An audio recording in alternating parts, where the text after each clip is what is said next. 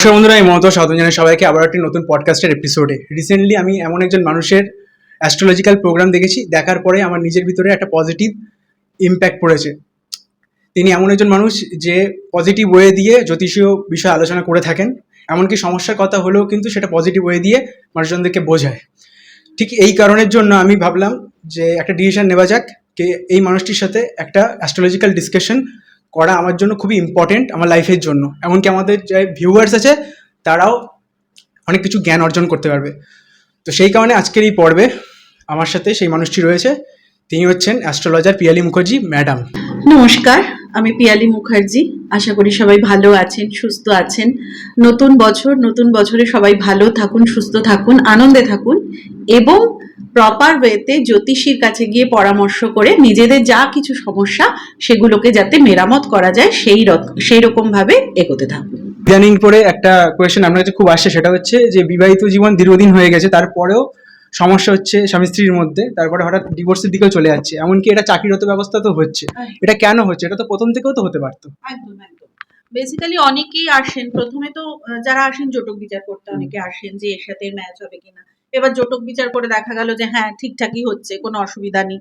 বিবাহিত জীবন 5 বছর 10 বছর কাটানোর পর হঠাৎ এমন সমস্যার সৃষ্টি হচ্ছে যে সেটা ডিভোর্সের দিকে চলে যাচ্ছে, স্বামী স্ত্রী মানিয়ে নিতে পারছে না। তখন যখন তারা আসছে, তারা বলছে যে যদি আমার বিবাহিত জীবনেই সমস্যা থাকার কথা, কুষ্টিতে যদি সেটা থাকে, তাহলে এটা প্রথম থেকে হয়নি কেন, 10 বছর পরে শুরু হলো কেন।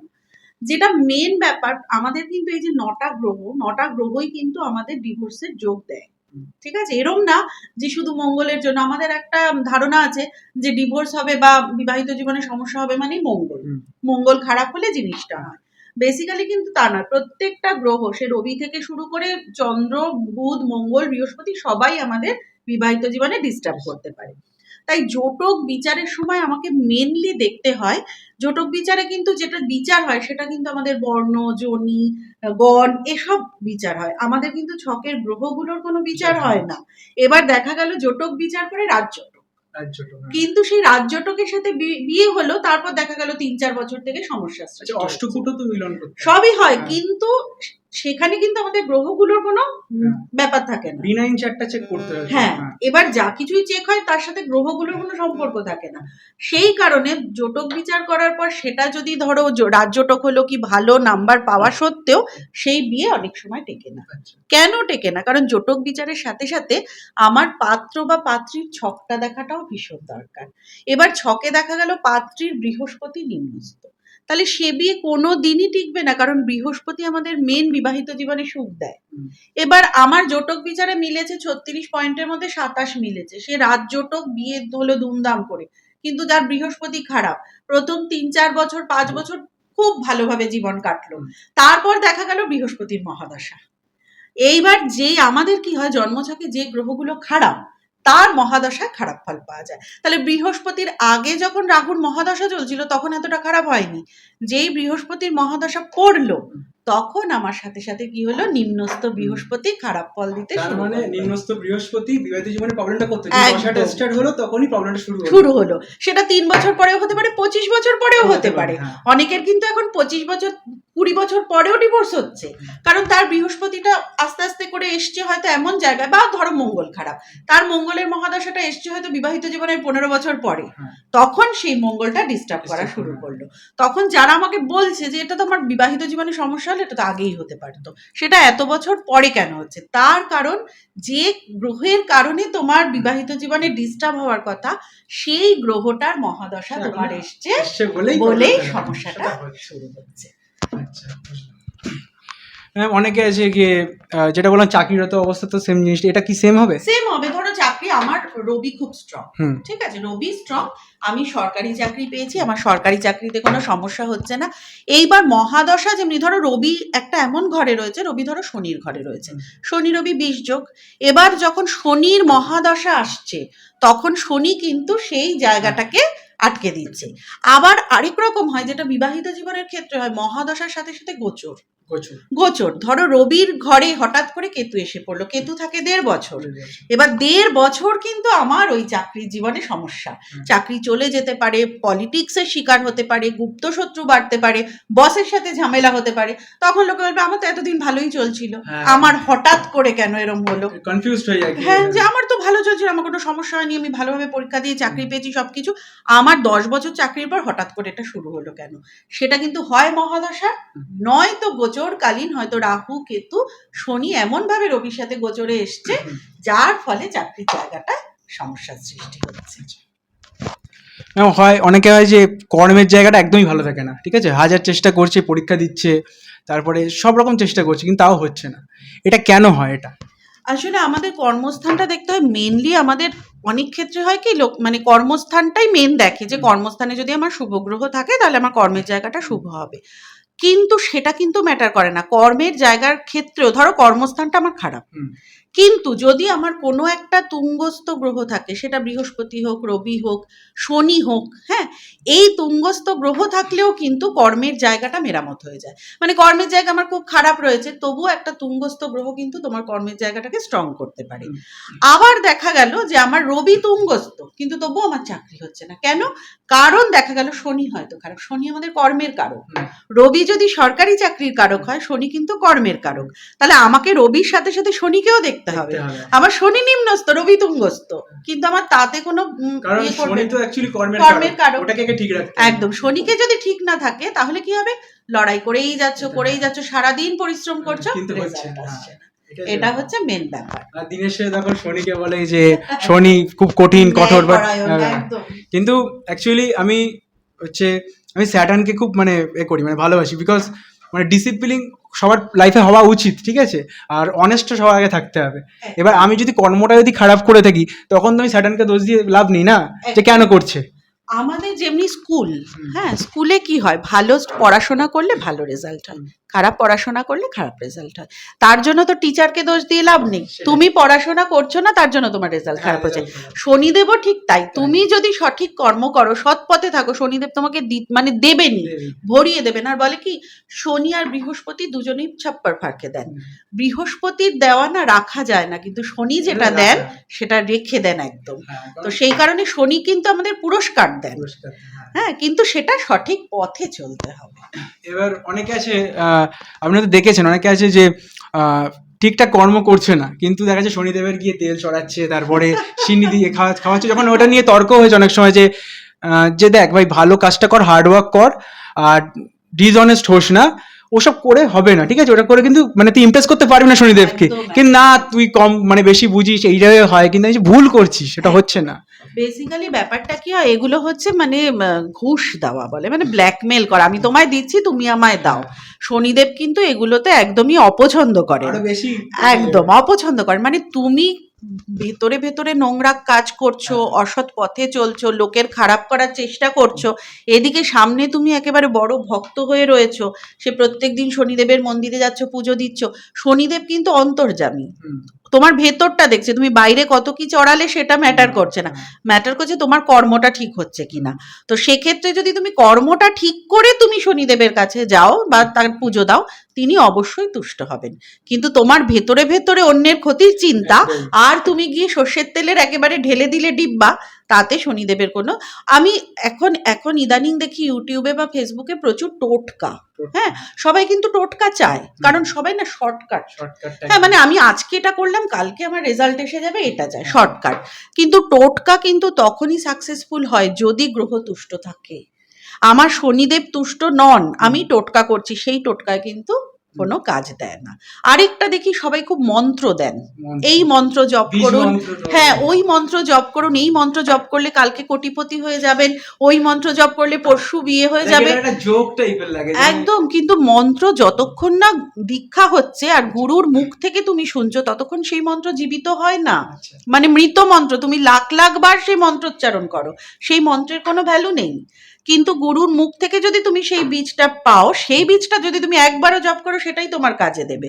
কিন্তু এই যে মন্ত্রগুলো দিচ্ছে, এবার হয়তো বলে না ঝড়ে বক মরে ফকিরের কেরামতি বাড়ে, হয়তো আজকে আমি মন্ত্রটা পড়লাম, কালকে আমার এটা হওয়ার ছিল, হয়েছে, তখন আমি ভাবছি মন্ত্রটা পড়ছি বলে আমার অ্যাকচুয়ালি হয়েছে। ওটা তোমার লাকে ছিল ছিল, কিন্তু এই মন্ত্রগুলো যদি আমি দীক্ষা না নিয়ে জপ করি, বেসিক্যালি বিপরীত কাজ করে। আজকের এই এপিসোডের লাস্ট একটা কোয়েশ্চেন করবো, এইটা অনেকে করে না, সেটা হচ্ছে যে এটা আমি নিজেও বিলিভ করি, আমি জ্যোতিষে বিলিভ করি, কিন্তু আমি এটাও মনে করি যে নিজের একটা চেষ্টাও ম্যাটার করে, ঠিক আছে? একদম। সেটা হচ্ছে দেখা যাচ্ছে আমার কোনো একটা গ্রহ খারাপ আছে, ধরুন আমার রবি খারাপ আছে, আমার সরকারি চাকরিতে বাধা রয়েছে, কিন্তু এবার আমি যদি ভালো একটা অ্যাথলেটিকিজম বডি বানাই বা ভালো রকম ডেডিকেশন দিই, নিজেকে সঠিক রাখি, অনেস্ট রাখি, সে চাকরি পরীক্ষা দিলাম, দেখা যাচ্ছে আমি একটা রুবি নিলাম, সব কিছু নিলাম, তারপরে যদি না হয় তখন কি করব? কিন্তু এটা হচ্ছে main কথা। হ্যাঁ, আসলে ব্যাপারটা হচ্ছে রবি খারাপ মানে আমি রুবি নিয়ে নিলাম, হ্যাঁ। সেটাও কিন্তু ঠিক নয়। নয়, হ্যাঁ। হ্যাঁ, এবার অনেকেই আমি দেখেছি চাকরি হচ্ছে না, অনেক জ্যোতিষী দেখি একটা রুবি পড়িয়ে দিল যে রুবি পড়ো ঠিক হবে। আমার কিন্তু অনেক কিছু ম্যাটার করে, আমার রবি, শনি, কর্মস্থান, একাদশ স্থান সবকিছু কিন্তু আমাকে দেখতে হয়, আমার লগ্ন সবকিছু দেখে আমার একটা জিনিস আমার বলার, আমার যদি কপালে 1,00,000 টাকা থাকে, তাহলে আমার ওই 1,00,000 টাকাই পাওয়ার। আমি যদি 15 রুবি পড়ি, তাহলেও কিন্তু আমি 5,00,000 পাবো না। এবার আমার সরকারি চাকরির যোগ নেই, আমার শত রবি তুঙ্গস্থ হোক, হ্যানা হোক ত্যানা হোক, সরকারি চাকরির জায়গাটা আমার হয়তো ঠিক নয়, সেক্ষেত্রে আমি যতই জ্যোতিষীর কাছে যাই, যতই পাথর পড়ি, সেটা হবে না। তখন আমাকে কি করতে হবে, অন্য দিকে, অন্য কাজের দিকে আমাকে দেখতে হবে, আমার নক্ষত্র অনুযায়ী কোন কোন কাজে আমার সাকসেস আছে, আমি সেই কাজে এগোবো। এবার অনেকেই ভাবে কি, আমি দেখেছি আমার এরকমই একজন ক্লায়েন্ট আছে, মানে উনি এসেছিলেন, ওনার মানে প্রমোশন হচ্ছে না, হ্যাঁ না তা না, 2 বছর আটকে আছে। তো তারপর তার শনিটা খারাপ ছিল, তো আমি তাকে নীলা দিয়েছিলাম, ইন্দ্রনীলা পড়েছিলেন। পড়ার পর তার প্রমোশন হয়েছে, তার বিদেশে গেছেন, তার অনেক উঁচুতে উঠেছেন। তারপরেও আমি তার থেকে শুনেছি, তার ওয়াইফের থেকে শুনেছি, আর তো কটা বছর আছে, এর থেকে এইটা চেয়েছিলাম, সেটা অত দূর অব্দি তো পারেনি, এটা মানে আমার 5,00,000 টাকা মান্থলি ইনকাম ছিল, 15,00,000 টাকা হয়েছে, কিন্তু আমি চাইছিলাম 25,00,000 টাকা যদি হয়ে যেত, এত তো স্টোন পড়লাম, কিছুই হলো না। আরে আমার 5,00,000-এর জায়গায় 15,00,000 পেয়েছি, তাতেও স্টোনের কোনো কাজ দিল না, আমার 25,00,000 চাই। আর আমার কপালে 15,00,000-ই আছে, আমার 25,00,000 নেই, আমি শত স্টোন পড়ি না। আসলে মানুষের চাহিদার না শেষ নেই, বসতে পেলে শুতে চায়, শুতে চেলে মানে শুতে পেলে ঘুমাতে চায়। যতটুকু আমার কপালে যতটুকু আছে, ততটুকু, তার বেশি কোনোভাবেই, সে স্টোন পড়ো, সে তুমি যা ইচ্ছা করো, তার বেশি তুমি একদম। বরঞ্চ আমি কি পেলাম সেটা না চিন্তা করে, প্রপার ওয়েতে আমি যদি কর্মটা ঠিকঠাক করি না, সৎপথে থাকি, ঠিকঠাক কাজ করি, ভগবানকে ধরে রাখি, এই জন্মে না হোক পরের জন্মে অবশ্যই আমার বেটার হবে। লাস্ট একটা কথা বলবো, এই পর্বের একদম শেষে চলে এসেছি। আমি এটা নিজে বিলিভ করি, সেটা হচ্ছে যে আমাকে না সঠিক মানে অপরচুনিটির জন্য ওয়েট করতে হবে সবার আগে, আর হচ্ছে সঠিক হার্ডওয়ার্কটা করতে হবে, আমাকে মাথা খাটাতে হবে 10 বার, যে আমি যদি এই জায়গাটা এসে যদি না পারি, তাহলে অন্য একটা জায়গায় গিয়ে ট্রাই করে দেখি না, যদি হয় হবে, ঠিক আছে, চেষ্টাটা করে দেবে। এবার না আমার কেন হচ্ছে না, বা মনের জোরটা সবসময়। অনেকেই এই জিনিসটা বলে যে এত খরচ করে আমি প্রতিকার করলাম, তাও আমার কেন হচ্ছে না। আমার কথা হচ্ছে, যদি স্টোন পড়েই মানুষের সব হয়ে যেত, তাহলে সবাইকে বলতাম পড়াশোনা করার দরকার নেই, তুমি একটা স্টোন পড়ো, বাড়িতে ঘুমিয়ে থাকো, তুমি টপার হয়ে যাবে। তুমি একটা স্টোন পড়ো, বাড়িতে ঘুমিয়ে থাকো, তুমি সরকারি চাকরি পেয়ে যাবে। আরে আমার চেষ্টাটার সাথে স্টোনটা আমাকে সাপোর্ট দেবে, স্টোনটা তো আমাকে নিয়ে যাবে না। আমার পা ভেঙেছে, আমার একটা লাঠির দরকার, স্টোনটা হলো সেই লাঠি, হাঁটতে তো আমাকেই হবে, লাঠিটা তো হেঁটে দেবে না। এইটাই লোকে বলে স্টোন পড়লাম তাও হলো না, আরে আমি চেষ্টাটা করছি কিনা সেটা তো দেখতে হবে। কেমন জ্যোতিষীর কাছ থেকে আমি স্টোন নিলাম, কিছু হচ্ছে না, আরে তুমি একটা লাল পলা নিলে, এবার তোমাকে তো দৌড়তে হবে, জিম করতে হবে, তাহলে তো মঙ্গলটা বেটার হবে না। এবার তুমি যদি ঘরে শুয়ে আছো, তাহলে মঙ্গলবার ঠিক আছে, তুই ঘরে শুয়ে থাক, ও হবে না, ঠিক? আমার কাছে এরকম অনেক আসে, হ্যাঁ আমার একটা বেটার, আমি চাকরির চেষ্টা করছি, অন্য জায়গায় যাওয়ার চেষ্টা করছি, যেখানে আছি সেখানে ভালো নেই, তো ঠিক আছে, এটা তুমি এই সময়ের পর থেকে চেষ্টা করো, তুমি পাবে, ঠিক আছে। এইবার সে চেষ্টা না করে ঘরে বসে আছে 6 মাস 1 বছর পরে বললো আমার তো নতুন কোনো কল এলো না। আরে তুমি চেষ্টা না করলে তোমার লোকে জানবে কি করে, কোনো কোম্পানি জানবে কি করে যে তুমি চাকরি করবে? এটাই হচ্ছে কথা। তোমাকে তো আগে মানে অ্যাপ্লাই করতে হবে, তবে না তুমি কোম্পানির সাথে যুক্ত হবে। উনি ভাবছেন আমি ঘরে বসে আছি, স্টোনটা পড়েছি, হ্যাঁ স্টোনটা পড়েছি, কোম্পানি হয়তো মানে স্টোনের সাথে কোনো যোগাযোগ আছে, কোম্পানি জানতে পারবে যে উনি রয়েছেন, এবার আমি সরাসরি ওনাকে চিঠি পাঠিয়ে দিলাম। এটা কখনো সম্ভবপর হয় না। এরকমটা কখনোই হয় না, কারণ আমি নিজের ক্ষেত্রে দেখেছি তো, কোনোদিনও হয় না। আমার যারা ভিউয়ার্স আছে, মানে আজকে তো আমি পডকাস্ট স্টার্ট করেছি, কিন্তু এর আগে যখন আমি হার্ড ওয়ার্ক করে যখন কন্টেন্ট বানাতাম, সেক্ষেত্রে সবাই জানে যে আমি যদি 27 কিলোমিটার বা 30 কিলোমিটার না হেঁটে ওই ডেস্টিনেশন না যেতে, তাহলে কি আমাকে কোনো স্টোন তো আর করবে না, আমাকে হাঁটতে হয়তো কষ্ট হচ্ছে, কিন্তু না করলে তারপরে করার পরে সবাই বলবে যে ঠিক আছে তুই অ্যাচিভটা করেছিস, ঠিক আছে।